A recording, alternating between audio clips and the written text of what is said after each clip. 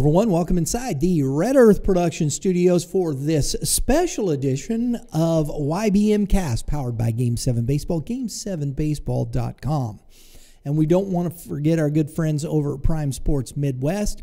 Make sure you check out primesportsmw.com as well. And we're going to get right into the show today. We have our GAC preview, and today we have from the GAC North, St. Charles West Warriors head coach Nuru Allen joining us again this season. Third year in a row, man. Yes, sir. Yes, sir. I thank you. I appreciate it. No It's problem. a lot of fun. And having some success last year, 15-6, 7-1 in the GAC North. 2022 again, man. Class 4 district champs. Yep. That was a big win.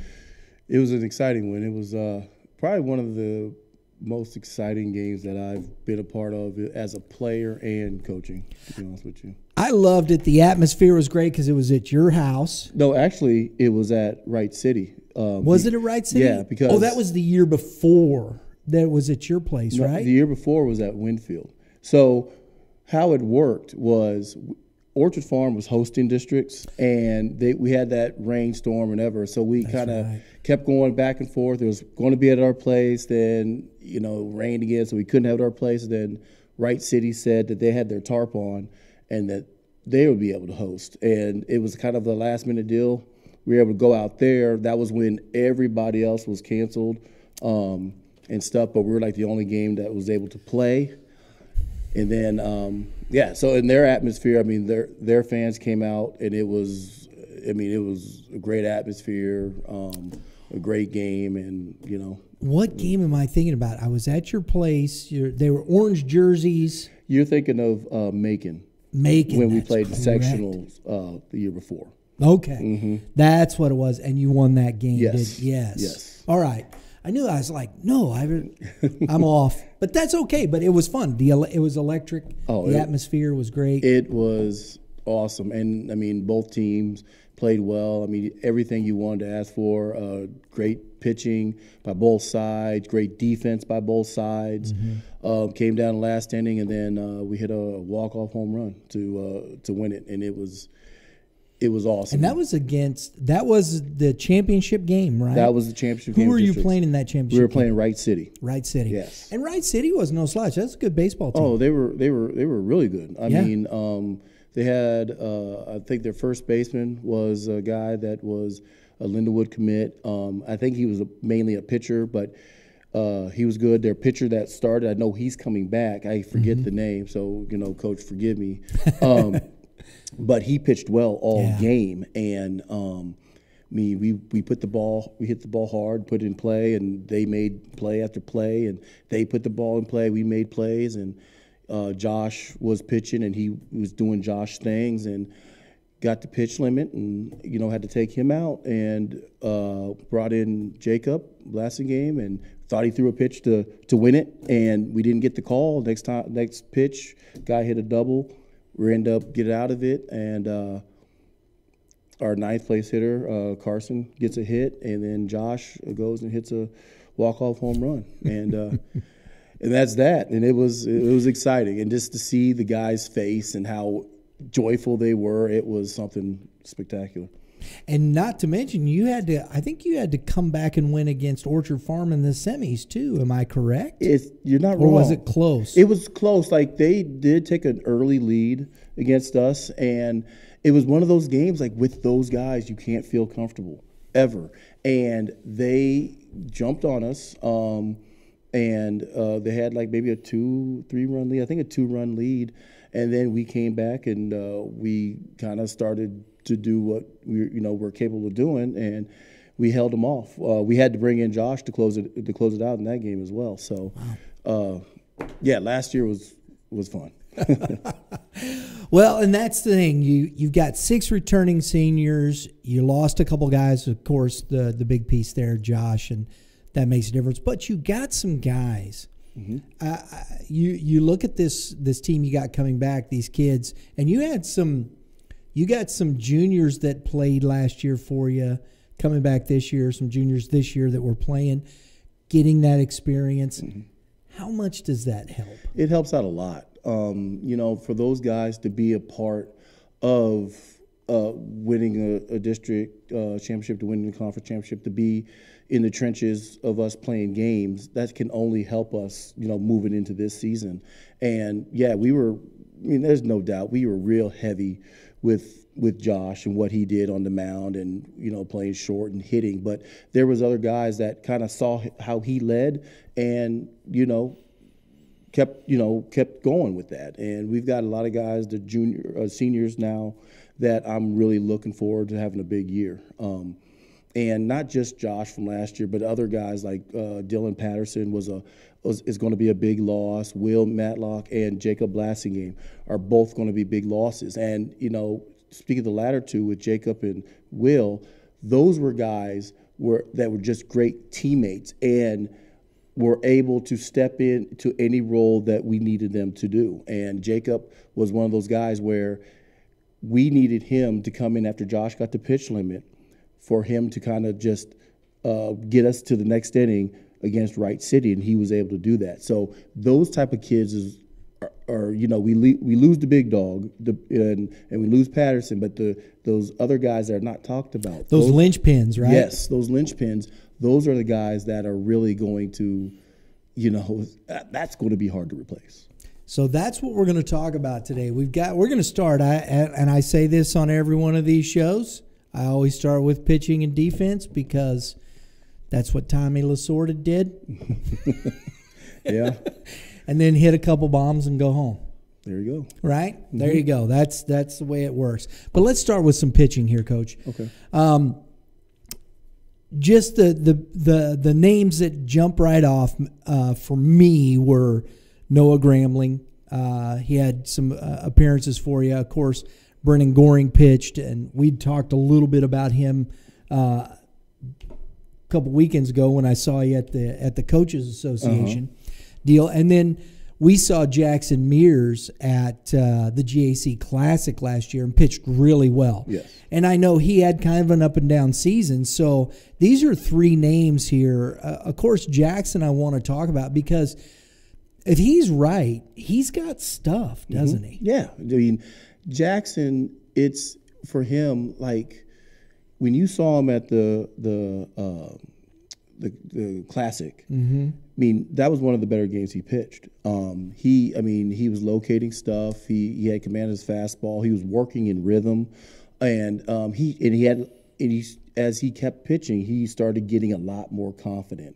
And that's kind of the big thing with Jackson is the confidence, because his natural stuff is there, and if he just believes, he's going to be just fine. And one of the games, that was one of the better games, but the best game he pitched was against St. Dominic. And, the year that St. Dominic had last year, they had 6 losses.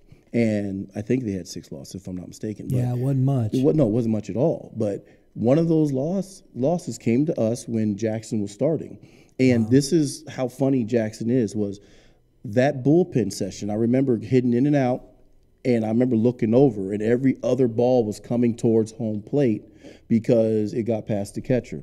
And I remember our catcher he was like, you might want to get someone ready. And this is before the game even started, No.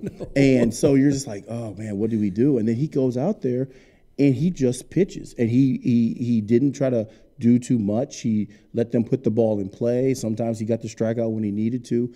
But he was such in control, and you could see the confidence grow in him every pitch. And so we are looking for something like that. And I'm talking to him every day when he comes to bullpens. Like, I need you to prepare like you're going to be that Tuesday starter for us.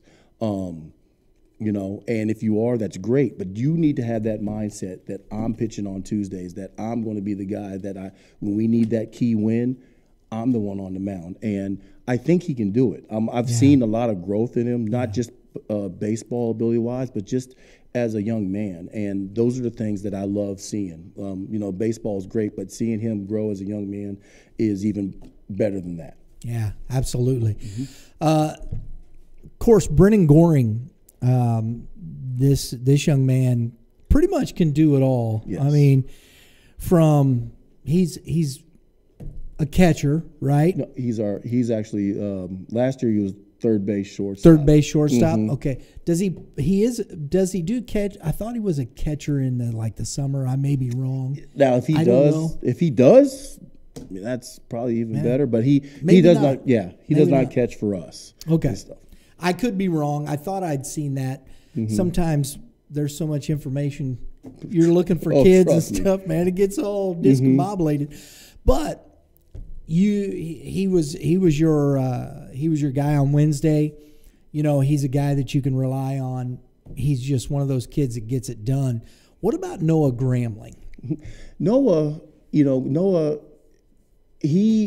we as coaches, myself, put him at a little disadvantage when it came to pitching because he didn't get, you see 4 relief appearances. For him to actually show what he can really do, he needs more appearances than what he has, Sure. And when it came down to it, he didn't get enough. He didn't throw as many bullpens as he needed to get himself prepared to pitch in games. And so I'm expecting big things from, because we're going to change a little things that we do with him. Because I thought last year he would be a guy that would help us on the mound and, wouldn't actually, he would almost be a PO. It kind of almost worked the opposite. But he is a guy that he's put into work. He's kind of changed his body. You can see him. He's gotten a lot stronger. And just being a year older, there's a big jump from your sophomore to junior year. And you could just see it with him that he's got a lot of drive and stuff. And he's going to be a guy that we're going to rely pretty heavy on this year on the mound. So you've got, you got those. Who are guys that we may not know of? Who are those guys that you're looking for depth? That's a great question. We're looking at guys like Kyle Quinn. We're looking for him to kind of step up on the mound to give us a little something. We're looking at Barrett Disselhorst to step on the mound to give us a little something. We've got a JV guy, a kid that played JV last year, Adam Kalk. Hopefully he can give us a little something. I don't know if he's ready for that yet, but we're looking at him. We're going to look at a lot of guys to just kind of piece together to see what we can do. Right. It's for the past 2 years we've had the luxury of knowing, okay, we've got number 9, that's good. The year before we had Ray Rico, so we had those 2. Okay, we're good, and then we can mix in a Grant Middendorf and some other guys, a Mikey Quirk and stuff like that to help us in a rotation. This particular year, we don't have a number 9. We don't have a Ray Rico. We know we have Goering. We know we have Jackson Mears, and we know we have Noah.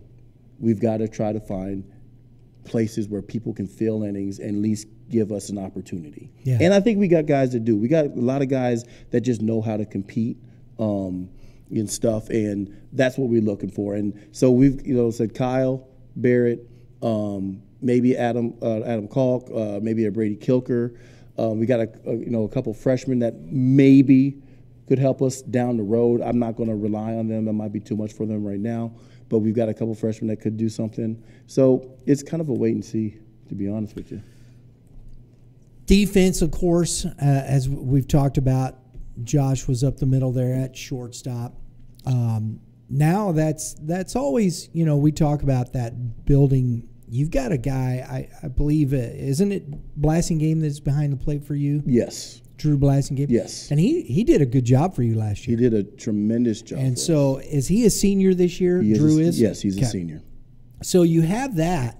And whenever I see that, Coach, that's always a positive sight for me. When you have a kid that was the catcher as a junior coming back, senior, you're going to need that leadership back there with that pitching staff, aren't you? Oh, absolutely. And, the work that Drew has put in last year, coming into this year, has been tremendous. I mean, one of our biggest concerns last year was if Drew was going to be able to catch Josh, because we had Cole as a catcher, and Cole was a tremendous catcher for us. And, just knowing how Josh throws and everything else, I was like, man, with Drew, hopefully he'll be able to catch him. And he surpassed our expectations. And so awesome. He's coming in this year. He's got newfound confidence. He knows what he needs to do. The work that he's put in, he looks like a totally different catcher than he was from last year. Wow. So that's just great for the leadership of just keeping the pitchers calm, because he's got a calm demeanor. He doesn't get too high, he doesn't get too low. He's pretty even keel. And so when he goes and talks to the pitchers, the pitchers know that, hey, they at least bring him a sense of calm when they go and talk to him and stuff. So it's really big to have a catcher like that behind him. And then the way he goes about his business, the catchers behind him can see that and follow his lead. And so it starts with Cole. Well, it's not even Cole. It starts with Blake Harrell back in 2019 when he was catching. But just how we've had pretty solid catchers from 2019 to now and beyond is a credit to what those guys do day in and day out. I love that thought process too, because I don't think people realize just how difficult it is. And I understand people go, well, you got guys pitching, they're all pitching. It's a different ball game when you start getting into that mid to upper 80s. Mm-hmm. Then you got that guy, the high 90 or low 90s. A catcher, that's difficult to catch, isn't it, Coach? Oh, absolutely. Yes, absolutely. I mean, playing catch with someone throwing 80, squatting while you got a batter, whatever, that's hard. So imagine someone throwing close to 90 doing that same thing, throwing fastballs like that, and then has to feel comfortable enough with the catcher to know, like, hey, it's an 0-2 pitch. I want to go bury a curveball in the dirt. Yeah. Because I get a swing and miss, and my catcher, I got to depend on my catcher blocking that ball. And that's where he had a lot of growth last year. And I appreciate it from an umpire standpoint, because when you get out there and you see that kid that's pumping gas, can you trust that young man back there to make sure, as an umpire, you can lock in Absolutely. And see the pitches and not have to worry about – you may get hit once. That happens, but – on a whole level, that's not going to happen. Right. The guy's got it. You can trust the catcher. He's going to take care of those things. And so that's a big deal. Absolutely. I think it's a big deal. Shortstop, though, up that middle, center field, that's where, you build your defense inside out. Mm-hmm. Where do you go now? What's that look like? So shortstop-wise, obviously Josh he was a great shortstop, but Goering, he will play short when he's not pitching. Okay. And that's what happened last year. He got a lot of experience playing short last year when Josh was pitching. So up the middle with Drew at catcher, you got Goering at short. You have Carson Quinn, our second baseman. He'll be at second. Then center field, right now there's between either Kyle Quinn, Matt Box, Nate Cease, even Noah Gramling. We've got options for those guys in center field. So up the middle, I feel very confident with that because I think Goering and Josh, when Josh was pitching, we didn't miss a beat with Goering at short because he made a lot of outstanding plays. Very good. Mm-hmm. And your corners, you got guys that, I think Disselhorst, and you got to love these numbers when we start talking about, defensively, you guys looked good. I saw you play and whatnot. Offensively, you got some guys that are coming back, that swing the bat up and down from Drew Blassingame, 25 RBIs, 2 home runs. He had a 700 slugging. Disselhorst, 375, 437, 453, 16 RBIs. Kyle Quinn, young man you're talking about, 318, 423, a 530, a home run, 23 RBIs, first team all-conference. Noah Gramling, 357, 455, 350. I don't think he got a lot of plate appearances, but still, he made the most of what he had, didn't he? Oh, he came in late. Once again, we kind of had the idea that he might be a PO and everything else. And, we were searching for maybe 1 or 2 more hitters in our lineup, where we could feel complete. And, we just kept seeing him hitting in the cage, hitting the ball hard. It's like we give him an opportunity. And every ball he put in play, he hit hard. And he didn't have many plate appearances, but, man, when it came to clutch time and especially district time and stuff like that, he found a way to get a hit, put the ball in play, put pressure on the defense. And so I see growth coming with him because he was a little skinny thing there. And then he's still a little skinny, but he is a different type of skinny. And that's the one thing I think Class 4, you got a lot of talent in your program right now. And and then of course there's this young man here. This is a special talent. It's like, you had Josh Newell, but Brenan Goering he's that type of player. Oh, yeah. He's a kid, 469, 590, 859 slugging, 5 home runs and 19 RBIs. When you start looking at that kind of production, 5 home runs for a sophomore, right? Right. That's pretty impressive, isn't it, Coach? Yeah. And the thing is, he's well upon his years when it comes to hitting. He swings the bat just different. The ball sounds different coming off his bat when we're in the cage. And he last year he came in. I think he took some people by surprise. His name was known amongst people around the area, but when you think of St. Charles West, you thought of Josh Newell. And so when he came on the stage and when he started hitting, people took notice pretty quick. Yeah. And and this is still there was a little period in the year where he was slumping a little bit, and we moved him down in the lineup a little bit. Now we moved him down and we moved him like to 5th, and it was just maybe for one game. But it got to a point where anytime he was up to bat, we knew that something special was going to happen potentially. And so, he's a guy that can carry a team. He's a guy that can, get other guys, motivated to hit and everything else. So, there's a reason why he's committed to Mizzou as a freshman. That's awesome. And yeah, exactly. I was just going to say he's a Mizzou commit freshman. So you've got a lot of talent here. I want to talk a little bit, and this is where programs are built. And I always love this discussion with the GAC coaches because when I've met you guys, and it's not just you or that coach or this coach, it seems like all of them, the thought process is really trying to find that consistency in the coaching staff and the freshmen and JV, and really taking that message and how do you build the culture? Mm-hmm. Is that what you're working towards? Oh, yeah, always. Everything is about building culture. We do a lot of things together. We have, hopefully this year, because our numbers, especially for this preseason workouts, have been pretty high for us. And, we're hopefully going to have 3 teams this year, which will be great because that's another way to build your program, to have 3 teams. The more kids can play baseball, the better off you're going to be.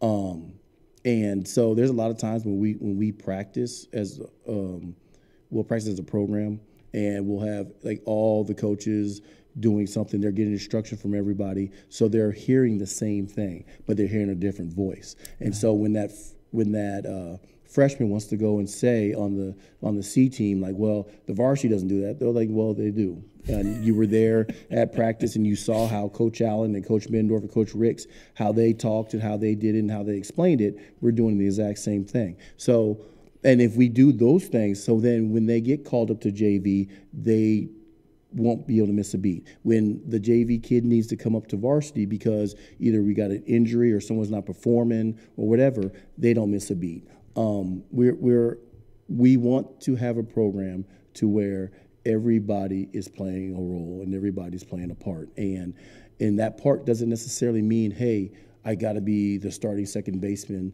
on the varsity team. That could be the guy that's, on the bench just waiting for that one pinch hit.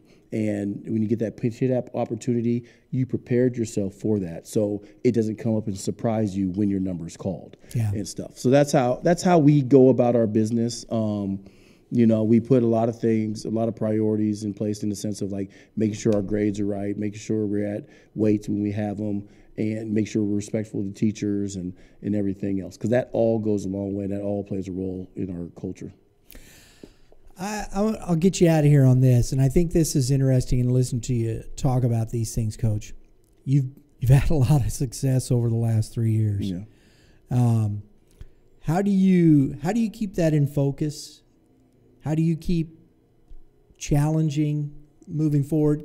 And I know it's not like it's the same team, that you've had for 10 years, and you get new kids and whatnot. Mm-hmm. But still, as a coaching staff and kids in the program, I'm sure that helps in the program as far as, hey, look, this is a tradition.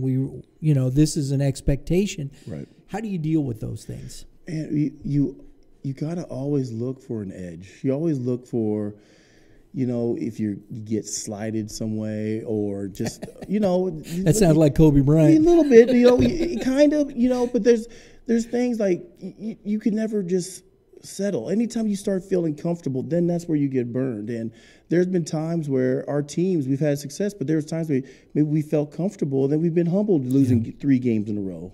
And sometimes you need to get kind of kicked down to get back up and realize and refocus yourself, saying, hey, you know what? We can't take this game for granted. We got to make sure to come out for every game ready to play ball, because the thing about it is you don't know when it's, either they're on their best game or it might be their last game or whatever. So a lot of times we talk about just don't take things for granted. Just go out there and play ball. And, I don't care if you think this team, because they haven't got a win, that that's something that you can overlook, or a team that's undefeated that like, hey, we don't have a shot. Right. Every time you're out there, you have a shot, and we've had it both ways. We had it to where, once again, we beat St. Dominic when St. Dominic was a dominant team last year, and we lost to North Point, which North Point was the first year playing baseball at their school, and they came up and beat us. And rightfully so, because they just hit the ball over the place. So we have to go out there with an edge every time, plain and simple. I love that. And that's kind of, you get that synonymous, this is a successful program. Let's go out and play like we're St. Charles West, mm-hmm. Right? Right.